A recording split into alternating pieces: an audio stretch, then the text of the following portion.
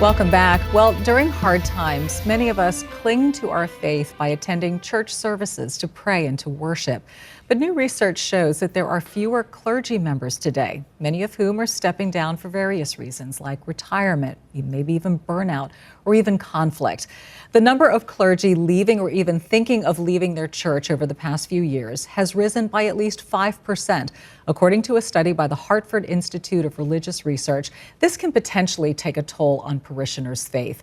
Here to help us sort out our feelings now with tips to keep our faith intact is somebody who is no stranger to Mourning on Merritt Street. We love having Dr. Jada Jackson with us. Always great to receive you and to have this conversation. It's an important conversation. Really important. It is. Let's talk about the feelings and the emotions that take place when, let's say, your favorite pastor or somebody leaves a church where you have that deep connection and you think, am I going to stay? What am I going to do? You just did it. Panic. Panic, yeah, right? Panic, disbelief. Yeah. Sometimes denial. And you know what that screams of? Grief. Correct. Right? A loss. A loss. A loss. And we're so connected. You know, faith is very personal. Yes. It's intimate. And the reality that we have to face is that it really is a vertical experience and not necessarily a horizontal experience. Interesting. And so when we connect so deeply with, say, a leader or a pastor, we really want to make sure that we're not putting that person on a pedestal. And if something happens to that person, all of a sudden our faith wanes. Right. And so we have to be careful of that. But we want to acknowledge, and like I tell my clients all the time, sit in the pain, sit in whatever that emotion is, honor the emotion, and then listen to the messaging that the emotion is telling you. Are you hurt? Why are you hurt?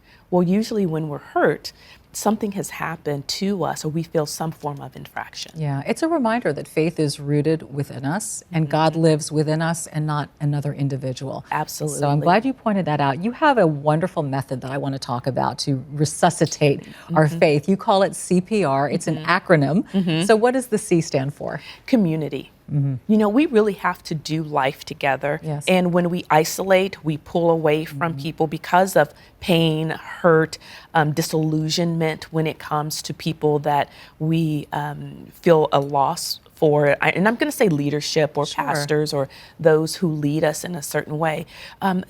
Connect to the community. Make sure that that connectivity, that need that we have as human beings, which is a basic fundamental human need to connect, go ahead and connect even more. Right. The P stands for? Our personal faith. We, you know, I say this is a great opportunity for us to grow deeper and go deeper. Yes. And so in growing deeper, it means we have to connect to, you and I talked about this earlier, all the resources that we have. It's not just only going to church. It's not just only finding a place to pray. Those are our pillars in our faith. But, you know, now we have apps, we have prayer apps, we have ways that we can connect. So really connect to those resources. Okay. And what's the R in your CPR?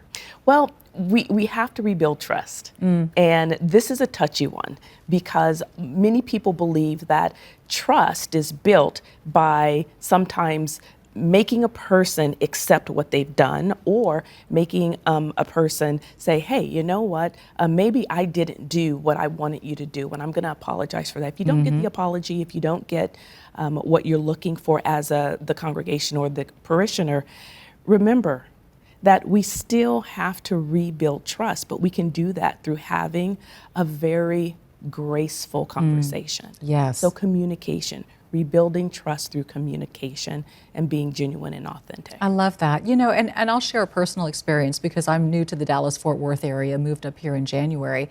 And for me, I saw it as an opportunity to find a new church home, right?